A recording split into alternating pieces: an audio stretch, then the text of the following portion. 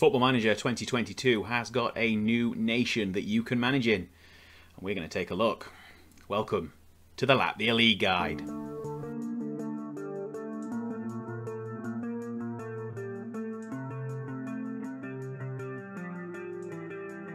Welcome back to Anderzbaz FM, and today we're going to have a little bit of something different on the channel. We're going to have a league guide, and we're going to look at FM22's newest nation, Latvia. Now, if that sounds like something that you are interested in, hit that subscribe button so you don't miss any of my future FM22 content, where you'll see plenty of videos like this and some other simulations and experiments to go along with the Let's Play series, which is currently United We Rise on the beta. Now, if you enjoy today's video, give it a big thumbs up, hit that like button, let me know in the comments down below if you've tried out playing in Latvia so far on the beta. And hopefully this league guide will help you if you haven't done so yet. Now, let's have a quick look at the game, and you'll notice here, Latvia is a new addition. So we're going to select that nation as the only nation in the game. You'll see here as well, only one league is playable, the Optibet Virsliga, which is the top league in the nation. We're going to get the game started, have a bit of a run through of the history of the league, and then have a look at some clubs. Okay then, so here we are. This is the Optibet Virsliga, or the Latvian Higher League, if you want to give it its name without sponsorship.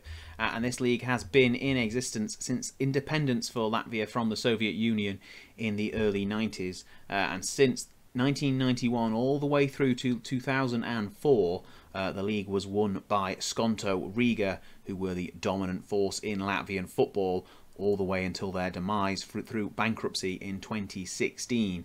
Now, after their initial spell of dominance for 13 years, the league has gone through a couple of spells of dominance from different teams.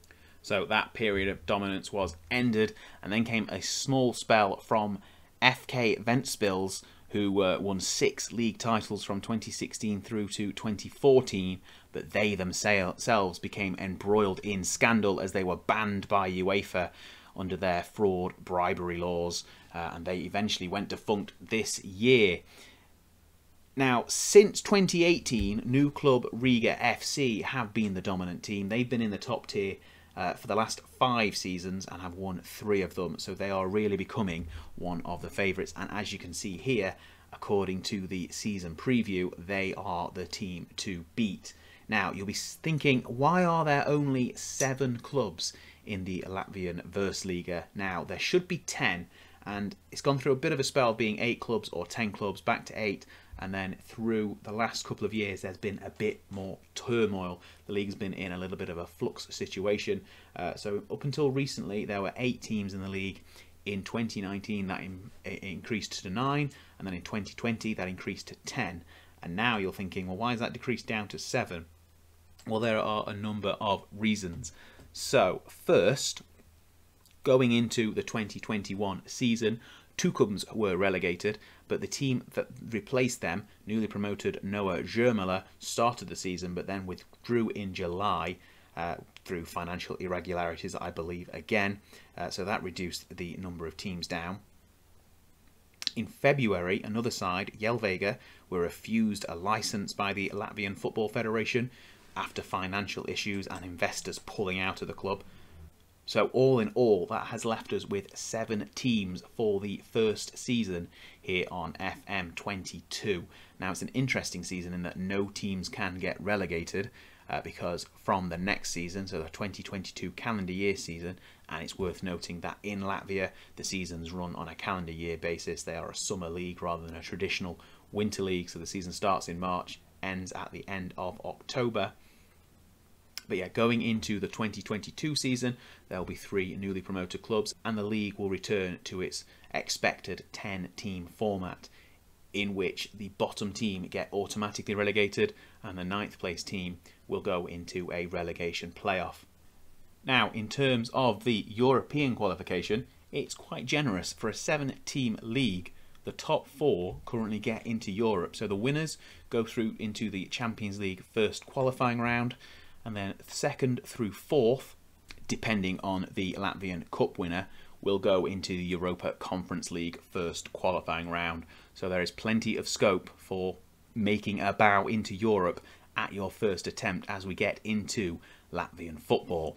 Now, in terms of the structure of the league, all teams play each other 4 times. So 2 games at home and 2 away. So the first season will only be 24 games, but a regular season will be 36.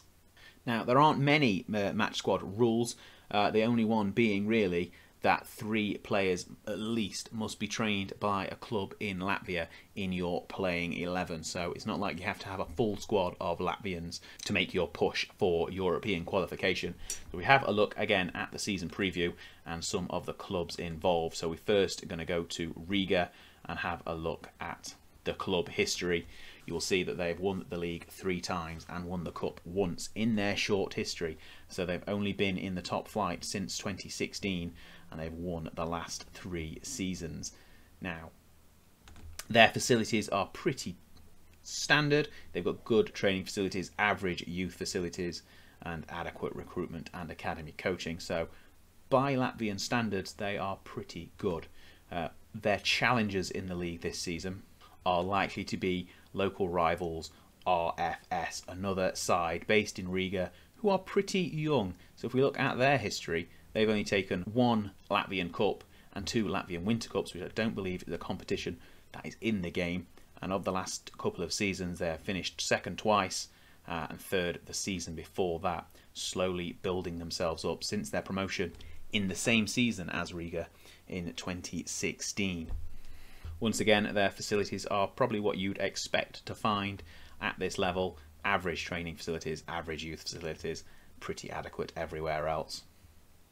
Now, if you are looking for a club which will be a bit more of a challenge, FK Meta might be the team you are looking for.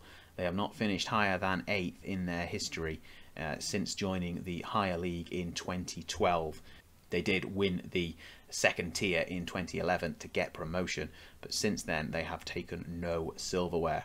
Again, if we look at their facilities, below average is probably what you're going to expect if you are going to struggle. And again, adequate coaching and recruitment. Another side based in Riga. Now, given the tumultuous state of Latvian football, none of the clubs that are still in existence have won more titles than Riga, who have taken the last 3. Now, if we look at some of the better players, the Media Dream 11, you'll notice that quite a few of them are from outside of the country. So goalkeeper Cerniauskis of RFS is from Lithuania. We've then got the backline from Riga, consisting of Ngonda from the Congo, Porovic from Croatia, and Saez from Colombia, before our first Latvian in the squad, Jaunzems of Valmiera. He is joined on the right wing by fellow teammate Georgian Silagadze, and we go back to more Riga players in midfield, as we've got Kosovan, Halimi in the centre, and Rugins, another Latvian here, on the left wing. We do have 2 players from Liepāja, the Belarusian Balga in midfield, with striker Milosavljevic up front from Serbia. He is joined in the media best 11 by RFS Austrian striker Friesenbichler. So in terms of league reputation, 88 is where they stand, a 1.5 star reputation. It's pretty average, but that has definitely got room to improve. And as we've seen, they get 4 European places. So if you have a look at their coefficient, you'll have to scroll all the way down to see that they are currently in 40th with a coefficient of 6 for the season ahead.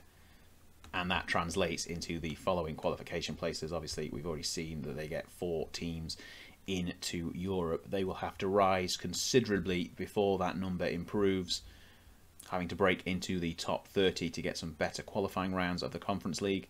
And eventually they need to get inside the top 17 to get a better qualifying round in the Champions League as well. But if you have a decent run in Europe, that will quite quickly come your way, and you can pretty quickly build Latvia into a nation that might start contending for Champions League group stages in a few seasons' time.